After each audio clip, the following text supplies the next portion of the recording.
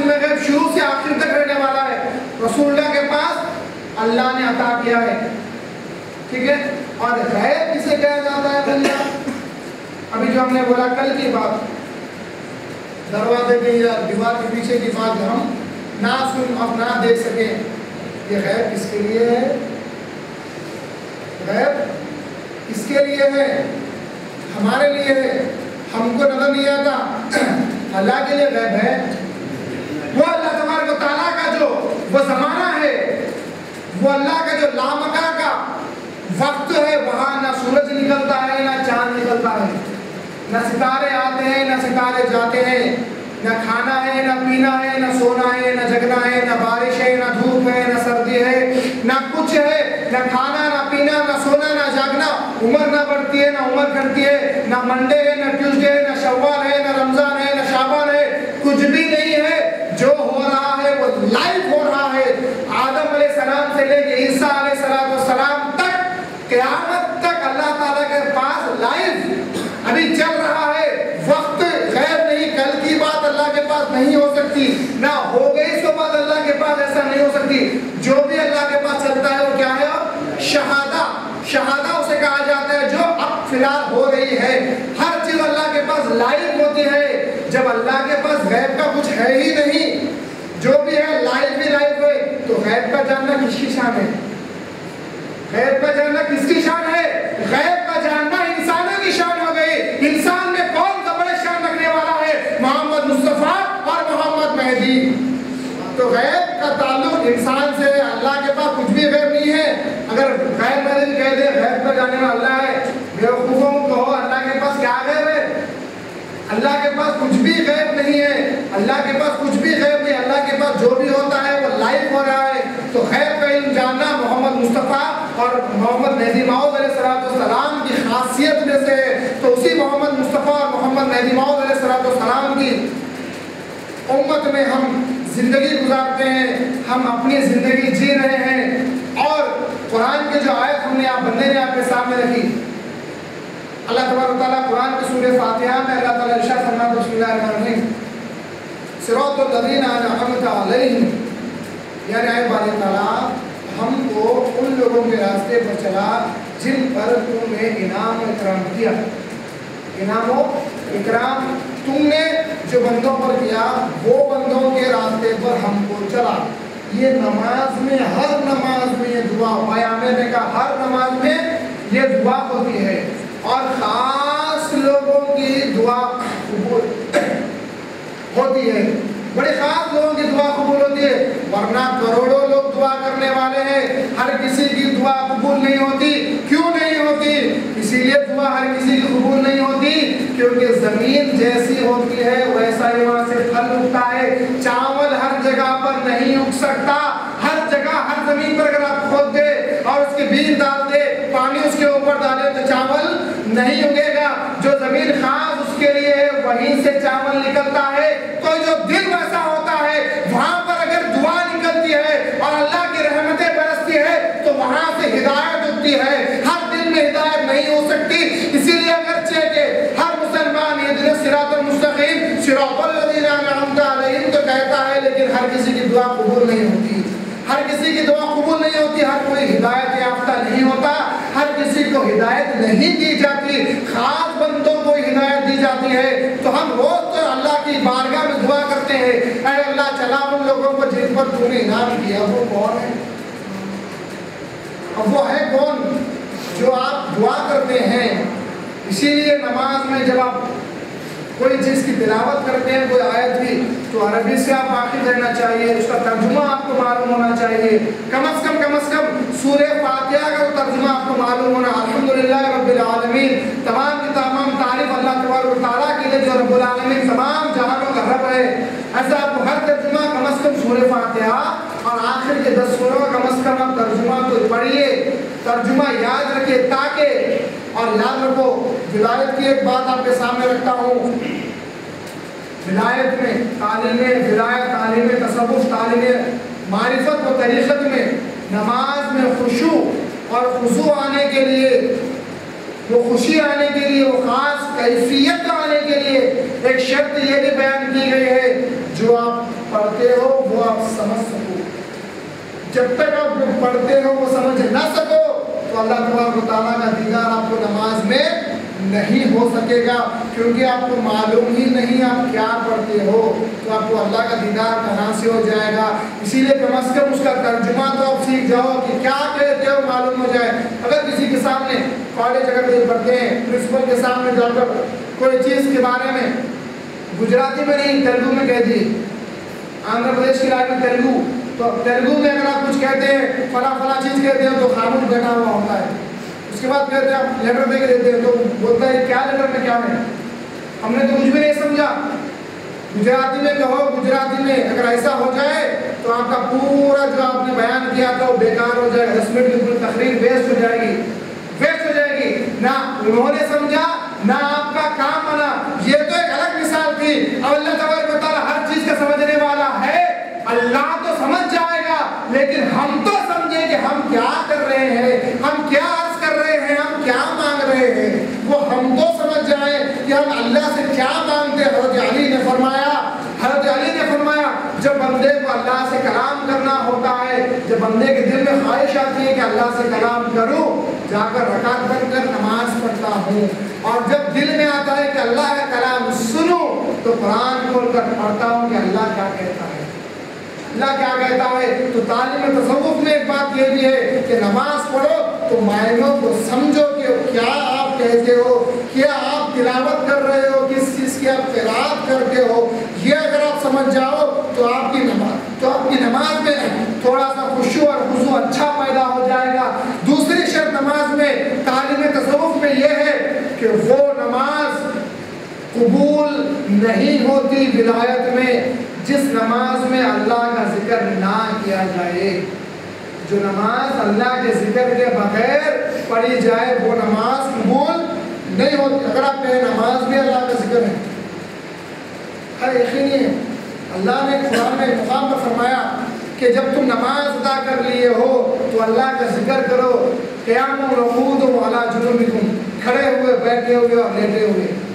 صلاۃ کا اللہ نے پہلے استعمال کر لیا, پھر ذکر اللہ کا اللہ نے آگے استعمال کیا. معلوم یہ ہوا نماز الگ, اللہ کا ذکر الگ الگ چیز ہے, لیکن دونوں بھی اللہ کا ذکر ہے, لیکن خاص ذکر جو بیان ہوتا ہے اللہ کا وہ الگ ہے, نماز الگ ہے.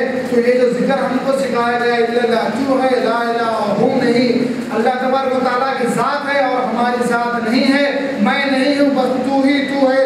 جب آپ نماز پڑھتے ہو امام کے پیچھے, جب امام سورہ فاتحہ پڑھتا ہے اس کے پیچھے پیچھے دل میں پڑھنا چاہیے, یا وہ وَلَضَّالِّينَ کہنے کے بعد آپ دل میں اس کی تلاوت کر لینی چاہیے.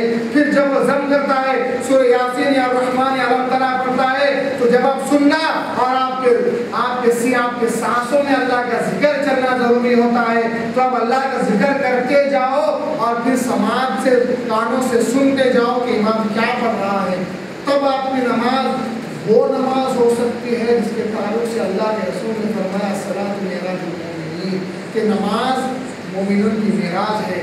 لوگوں نے کہا ہوگا اے اللہ کے رسول صلی اللہ علیہ وسلم آپ کا مقام بہت بلند, آپ اللہ کے خاص محبوب بندے ہیں, آپ تو جا کر اللہ کو دیکھ آئے, معراج میں آپ چلے گئے, جنت و دوزخ کو دیکھ لیا, سدرۃ المنتہا کو دیکھ لیا, قاب قوسین کی منزل پر آپ چلے گئے, اور ادنا سے بھی آپ گزر گئے, وہاں پر جا کے آپ اللہ تبارک و تعالیٰ کا دیدار کر لیے اور واپس تشریف لائے. اب ہم کیا کریں, ہم بھی آپ کے غلام ہیں, ہم کیسے اللہ کا دیدار کریں. خواہش تو یہ تھی کہ ہم بھی معراج میں جائیں, ہم بھی معراج میں جا کر اللہ کا دیدار کرے. تو حضور صلی اللہ علیہ وسلم نے فرمایا اے لوگوں ڈرو مت, ڈرو نہ, تم کو بھی, ارے مجھے تو اللہ نے خاص بلا کر اپنا دیدار کرایا, اور میرے امتیوں کو اتنی تکلیف بھی نہیں دی کہ وہ وہاں تک آئے, کہہ دیا تم ایسی نماز پڑھو جیسے کہ میں پڑھتا ہوں, پھر کہہ دیا الصلاۃ معراج المومنین. جب تم ویسی نماز پڑھنے لگو گے جیسے کہ میں پڑھتا ہوں تو وہ نماز تمہاری مومنین کی معراج ہو جائے گی کہ تم کو اس میں دیدار خدا ہو جائے گا. ایسی نماز ہم محدودی پڑھتے ہیں. شاہ ابراہیم رحمۃ اللہ علیہ حیدرآباد میں جو کانچگڑے میں جو آپ آرام فرماتے ہیں, آج سے 350 سال قبل کا آپ کا واقعہ ہے کہ نماز کے لیے کھڑے ہوئے ہیں، رکعت باندھنے جا رہے ہیں، رک جاتے ہیں، یا روایتوں میں آیا رکعت باندھتے ہیں توڑ دیتے ہیں، رکعت باندھتے ہیں توڑ دیتے ہیں، لیکن چند میں آیا ہے کہ رکعت باندھنے سے پہلے رکتے ہیں، پھر کوشش کرتے ہیں رک جاتے ہیں۔ لوگوں نے دیکھا کہ کیوں ایسا ہوتا ہے تو کہا کہ ہم نے جتنی نمازیں آج تک پڑھی ہے اللہ کے دیدار کے ساتھ پڑھی ہے، اور آج اللہ کا دیدار نہیں ہو رہا تھا، اسی لیے ہم نے رکعت ہی نہیں باندھی، اور جب اللہ کا دیدار ہوا تب ہم نے کہا اللہ اکبر۔ ہمارے پاس دیکھ کر گواہی دینا ہے، زبانی سن کر گواہی نہیں دینی ہے۔ اللہ بڑا ہے آپ کو کیسے معلوم ہے؟ اللہ بڑا ہے آپ کو کیسے علم ہو گیا؟ کورٹ کچہری میں اگر آپ جاؤ گے ایکسیڈنٹ کے کیس میں، آپ سے پوچھا جائے گا کیا آپ نے دیکھا ہے؟ اگر کہا نہیں دیکھا تو کہا جائے گا جائیے آپ وٹنس نہیں بن سکتے۔ تو اللہ اکبر جو کہتے ہیں اللہ بڑا ہے کیسے کہہ سکتے ہو؟ اللہ کو دیکھو اور پھر کہو اللہ اکبر۔ یقینی اللہ بڑا ہے، ہم نے دیکھا اور اس کی تصدیق کی ہے، اور پھر ہم کہتے ہیں اللہ اکبر، پھر کہتے ہیں الحمدللہ رب العالمین۔ یقینی اللہ تبارک و تعالیٰ تمام جہانوں کا مالک ہے، تمام جہانوں کا رب ہے۔ پھر کہتے ہیں الحمدللہ رب العالمین مالک یوم الدین، ایاک نعبد و ایاک نستعین، اہدنا الصراط المستقیم، صراط الذین انعمت علیہم غیر المغضوب علیہم ولا الضالین۔ آمین۔ تو جب آپ آمین کہو یقین کامل رکھو کہ آپ کا سورہ فاتحہ پڑھنا قبول ہو چکا ہے، آپ کا سورہ فاتحہ پڑھنا قبول ہو چکا ہے۔ پھر آپ جب کوئی تلاوت قرآن کی آیت کو تلاوت کرو، کوئی قرآن کی آیت میں سے ایک آیت کی قرات کرو، یقین جانو اللہ نے سن لیا ہے۔ بخاری شریف میں روایت آئی ہے، اب جب بندہ کہتا ہے الحمدللہ رب العالمین، ہم سنتے ہیں، اس کو ہم جواب دیتے ہیں ہاں ہم ہی تمام عالمین کے رب ہیں۔ پھر جب بندہ کہتا ہے اہدنا الصراط المستقیم، اللہ تبارک و تعالیٰ پھر جواب دیتا ہے۔ پھر جب بندہ کہتا ہے غیر المغضوب علیہم ولا الضالین، پھر اللہ تبارک و تعالیٰ جواب دیتا ہے ارے قصور ہمارے کانوں میں ہے کہ ہم سن نہیں سکتے؟ ورنہ کئی ایسے بندے ہیں جو اللہ تبارک و تعالیٰ کی آواز کو بھی سنتے تھے، اور ایسے ایسے واقعات گزرے ہیں، ایسے ایسے واقعات گزرے ہیں۔ امام زین العابدین رضی اللہ تعالیٰ عنہ کے زمانے کا واقعہ ہے، جب آپ رکعت بن کر نماز پڑھتے تھے، جب آپ قرات کرتے تھے تو پیچھے کھڑے ہوئے ایک بندے نے آپ کی وہ قرات کو سماعت کیا تھا، اور ایسی قرات تھی، ایسے انداز میں قرات کی گئی تھی، ایسے لہجے میں سورہ فاتحہ یہ قرآن کی آیت کی قرات کی گئی تھی کہ پیچھے ایک بندہ کھڑا ہوا تھا، ایک اللہ کا ولی کھڑا ہوا تھا، ایک مومن کھڑا ہوا تھا۔ جب یہ انداز کو ان سے کانوں نے سنا تھا تو اسی دوران اس نے اپنی جان اللہ کے حوالے کر دی، اور نماز پڑھتے پڑھتے اس کا انتقال ہو گیا۔ وجہ یہی تھی کہ قرات ویسی کی گئی جیسا کہ قرات کرنے کا حق ہے، قرات کرنے کا جیسا حق تھا ویسا ہمارے بزرگان دین نے قرات کی تھی، اور ویسی قرات جب سنی جاتی تھی، ویسی قرات جب کی جاتی تھی تو بیان کیا جاتا ہے کئی ساری روایتوں میں کہ بزرگان دین نے ایسی ایسی نمازیں پڑھی ہے کہ اندازہ بھی نہیں ہوتا تھا کہ کتنی لمبی نمازیں پڑھی تھی۔ ایک صاحب رسول اللہ صلی اللہ علیہ وسلم کے صحابی کا واقعہ، ایک دن میں 12,000 رکعت آپ نماز پڑھتے تھے۔ یہ کرامت عظیم ہے، ایک دن میں 12,000 رکعت۔ روایت میں آیا ہے 6,000 رکعت۔ 6,000 12,000 رکعت معمولی شے نہیں ہے، معمولی چیز نہیں ہے۔ 12,000 رکعت ایک دن میں پڑھتے ہیں۔ ارے اس کا آپ کو اندازہ ہونا چاہیے یہ کیسی نماز تھی۔ ارے یہ ویسی نماز ہے، اللہ کے رسول فرماتے ہیں، بخاری شریف میں حدیث میں آیا ہے، حضور فرماتے ہیں انک عبد اللہ کانک تراہ، کہ تم اللہ کی عبادت اللہ تبارک تعالیٰ کے حضور نماز ایسے پڑھو جیسے کہ تم اس کو دیکھ رہے ہو۔ جب دیکھ کر نماز پڑھی جا رہی ہے تو مجھے کہو 12,000 بھی پڑھی جا سکتی تھی، 16,000 بھی پڑھ سکتے ہیں، 20,000 بھی پڑھ سکتے ہیں، 25-30,000 بھی پڑھ سکتے ہیں۔ خدا کو جب دیکھ کر نماز پڑھی جاتی ہے تو سوچو کتنے زیادہ نمازیں نہیں پڑھی جانی چاہیے۔ ویسی نماز پڑھو جیسا کہ حضرت علی رضی اللہ تعالیٰ عنہ حضور اکرم صلی اللہ علیہ وسلم کو اپنے زانوں پر حضور اکرم صلی اللہ علیہ وسلم اپنا سر انور، اپنے سر مبارک کو رکھ کر آرام आराम फरमाते हैं। हुजूर को की आँख बज़ाहिर बंद हो गई, हुजूर का दिल तो चल रहा था, दिल कभी नहीं सोता। हुजूर का आंखें सोती है, आंखें बंद होती है, दिल तो हमेशा जागता रहता है। बुखारी की हदीस है, हज़रत अली बैठे हुए हैं, नमाज असर नहीं पढ़ी, हज़रत अली ने नमाज असर नहीं पढ़ी थी, हुजूर ने अदा कर ली।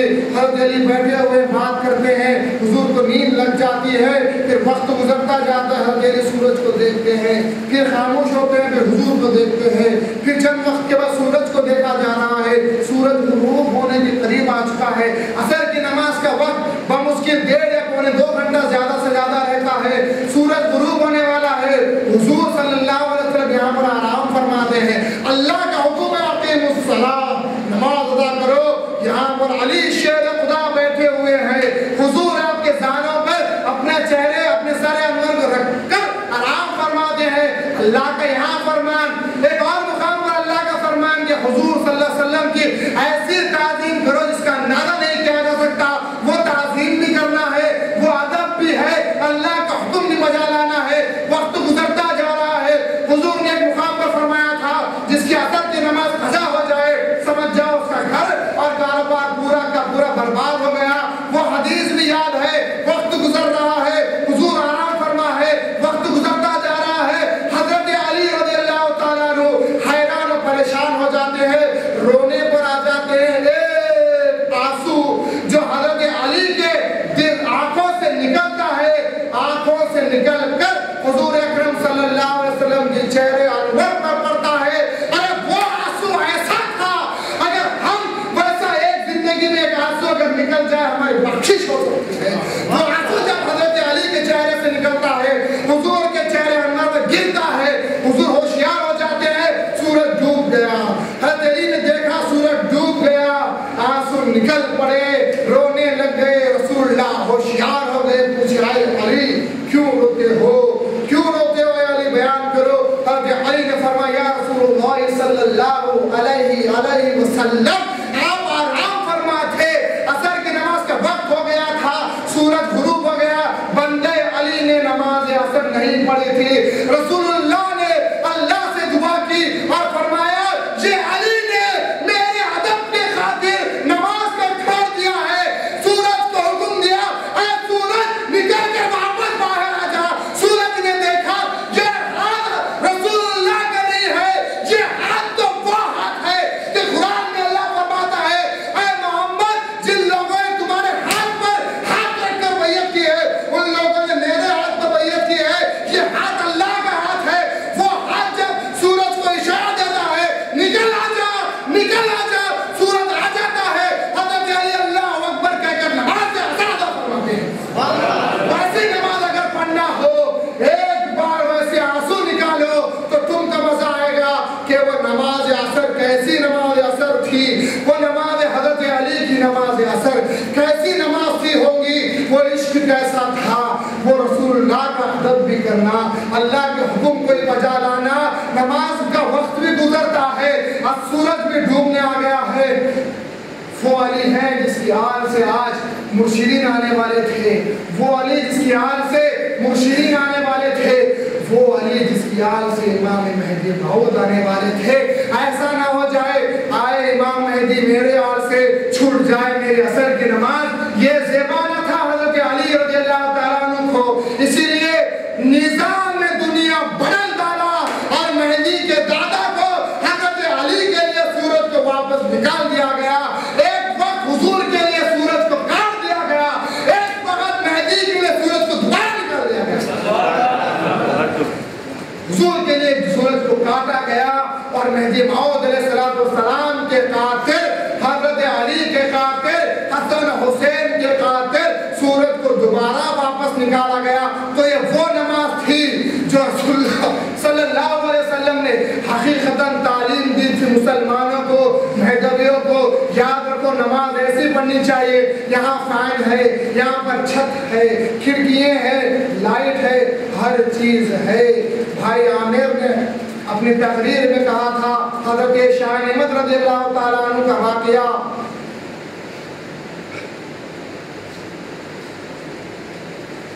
शाह अहमद रज़ियल्लाहु का वाक़या जो بھائی عامر نے کہا سن کر آپ بھول گئے، ایسے سنے کہ جیسے کوئی عام واقعہ ہو رہا ہے۔ ارے جب خون نکلتا ہے تو گھر سے بندہ نہیں نکلتا، خون تھوڑا نکل گیا بندہ گھر سے نہیں نکلتا، 1 2 4 5 گھنٹے ایک دن۔ یہ میاں نعمت جب رکعت بنتے ہیں نماز کے لیے، پتھروں کی بارش اوپر ہوتی ہے، غیر مہذبی پتھریں پھینکتے ہیں، ان کو اذیتیں تکلیفیں دیتے ہیں۔ آج اگر کوئی ہے تو مجھے بتا دے کہ اگر یہاں پر کوئی غیر مہذبی آ کر پتھر برسائے تو کون وہ مرد خلاش ہے جو یہاں پر کھڑ کر جماعت کے ساتھ نماز پڑھ سکے؟ پتھروں کی بارش میاں نعمت پر ہو گئی اور میاں نعمت کے چہرے سے، فقراء کے چہرے سے خون نکلنا شروع ہو گیا، خون طاری ہو گیا۔ میاں نعمت رضی اللہ تعالیٰ عنہ نے وہاں سے سامان لے لیا اور آگے چلے گئے۔ ارے اللہ نے قرآن میں حکم دیا تھا اقیم الصلاۃ، ہمارے میاں نعمت نے کیا کیا تھا؟ نماز ہی تو پڑھتے تھے، ایسی بھی نماز نہیں جیسے شیعہ پڑھتے ہیں، ویسی ہی نماز پڑھتے تھے جیسے امام ابو حنیفہ نے بتایا، امام شافعی، مالک، امام احمد نے بتایا۔ ہاتھ بھی یہیں باندھتے تھے، ایسا نہیں ہاتھوں کو چھوڑ کر نماز پڑھی ہے۔ ارے وہ میاں نعمت نماز پڑھتے ہیں، پتھریں برسائے جا رہے ہیں، یہاں سے اٹھ گئے سامان لے کر ایک اور مقام پر پہنچ گئے، وہاں پر سوچا اب نماز پڑھ لی جائے، پھر رکعت باندھ لی، پھر پتھروں کی برسات ہوئی۔ وہ خون میں میاں نعمت نے جو نماز پڑھی ہے، پھر پتھروں کی برسات جب ہوئی، 4 مقامات پر میاں نعمت نے ایک نماز عشاء ادا کی ہے۔ 4تھے مقام پر جا کر السلام علیکم ورحمۃ اللہ، السلام علیکم ورحمۃ اللہ کہا تو سوچو وہ نماز کتنی قبول ہوئی ہوں گی۔ وہاں پر حضرت امام حسین نے سجدے میں سر کٹایا اور خون میں رہ کر نماز ادا کی۔ یہاں پر میاں نعمت نے ایک بار نہیں 4 مقامات پر خون میں لہولہاب ہو کر، خون میں بھگ کر نماز عشاء ادا کی۔ وہ رسول اللہ صلی اللہ علیہ وسلم کے زمانے دور نبوت کا واقعہ تھا، یہ دور ولایت کا واقعہ ہے۔ آج ہم امام حسین کے عاشق بھی ہیں، حسن کے عاشق بھی ہیں، میاں نعمت کے عاشق بھی ہیں، میاں قطمیر کے عاشق بھی ہیں، ہر کسی کے ہم عاشق ہیں، لیکن جب نماز پڑھنے آتے ہیں کائلی کے ساتھ آتے ہیں، سستی کے ساتھ آتے ہیں، ایسی نماز پڑھتے ہیں جیسے کہ جو ہے پیسے کمانے کے لیے پڑھی جا رہی ہو یا کسی کا قرض ادا کر دیا جا رہا ہے۔ ارے نہیں، یہ نماز نہیں ہے۔ ایک نماز پڑھ لو جس میں تم کو اللہ کا دیدار ہو جائے، اللہ کا دیدار ہو جائے۔ ان تعبد اللہ کأنک تراہ، بخاری کی حدیث سادہ اتر جائے، نماز ایسی پڑھو جیسا کہ تم خدا کو دیکھ رہے ہو۔ ایک نماز پڑھ لو اللہ کے لیے، اللہ کے دیدار کے ساتھ پڑھ لو، تم کو تمہاری نمازیں پوری کی پوری کامیاب ہو جائے گی۔ ایسا نہیں ہے آتے ہیں فجر ظہر عصر مغرب سب پڑھ کر جا رہے ہیں، کچھ حاصل نہیں ہوتا۔ کیا دکھتا ہے؟ مسجد میں جماعت خانے میں دکھنا تھا اللہ، دکھ رہا ہے کرنٹ فین وغیرہ وغیرہ۔ آتے ہیں اللہ کو دیکھنے، دیکھتے جاتے ہیں اپنے ساتھیوں کو۔ ارے مہدی موعود کے زمانے کا واقعہ کیا آپ کے سامنے رکھوں؟ مہدی موعود کے طالبین ایسے عاشق خدا تھے، ایسے اللہ کے عاشق تھے۔ کوئی افغانستان سے آ گیا تھا، کوئی روم سے آ گیا تھا، گجراتی تھا، ہندوستان کے مختلف شہروں سے عربی بھی تھا، ہر کوئی الگ الگ زبان رکھنے والے، الگ الگ چہرے اور سیرت رکھنے والے مہدی کے پیچھے چلے جا رہے ہیں۔ مہدی موعود علیہ السلام ایک مقام پر قیام کرتے ہیں، ٹہر جاتے ہیں، کہتے ہیں اللہ کے ذکر میں بیٹھ جاؤ، اللہ کے ذکر میں بیٹھ جاؤ۔ پورے طالبین خدا مہدوی اللہ کے ذکر میں بیٹھے ہوئے ہیں، جیسا آپ بیٹھے تھے اسی طرح کچھ بیٹھے ہوئے ہیں۔ عاشقین کا انداز تو آپ دیکھ لو، آپ کو معلوم ہے ان کا نام کیا ہے، آپ کو معلوم ہے ان کا نام کیا ہے، آپ کو معلوم ہے ان کا نام کیا ہے۔ وہ عاشقین خدا ایسے تھے جب اللہ کے ذکر میں بیٹھے، انصاف نامہ میں حاشیہ میں بھی یہ روایت آئی ہے، ایسے عاشقین خدا تھے، ایسے اللہ کی لو لگ گئی تھی، ایسا ایک اللہ کے دیدار کے لیے سیٹ ہو چکا تھا کہ بازوق جو بیٹھا ہوا تھا اس کا نام تک ان کو پتا نہیں تھا۔ ایک ہی نام پتا تھا، مہدی اور مہدی کا خدا۔ مہدی کو دیکھنا ہے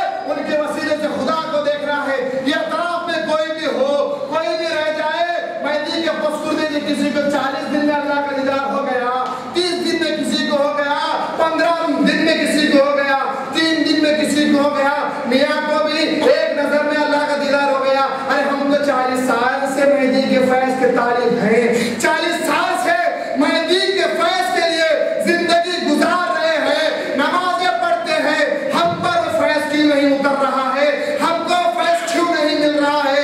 ایک وجہ سے نہیں ملتا. بخاری کی پہلی حدیث میں اللہ کے رسول نے بہت پہلے فرما دیا, انما الاعمال بالنیات, جیسا اعمال نیت رہے گی ویسا تم کو اس کا اجر ملے گا. نیت